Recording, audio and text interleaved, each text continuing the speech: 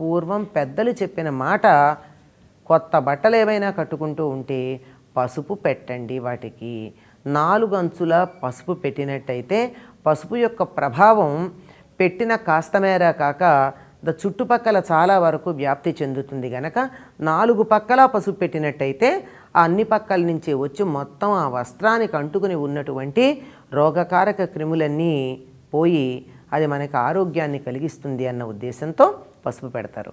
ఇది ఆరోగ్య దృష్టి అయితే, ముందర చెప్పాను కదా, మనం పెట్టేటటువంటి సందర్భం శుభ సందర్భం అని తెలియడానికి, ఇవాళ నేను కొత్త బట్టలు వేసుకుంటున్నానంటే సంతోషంగా వేసుకుంటున్నానని తెలియడానికి పసుపుని పెడతారు. మరికొన్ని సందర్భాల్లో బట్టలు పెట్టేటప్పుడు పసుపు పెట్టకుండా పెడతారు. అటువంటి అశుభం కాదు అని తెలియచెప్పడం. ఈ 2 కారణాలుగాను పసుపు పెట్టడం మనకుంది. ఇది ఆరోగ్యాన్ని దృష్టిలో పెట్టుకుని పెట్టినటువంటి అలవాటు,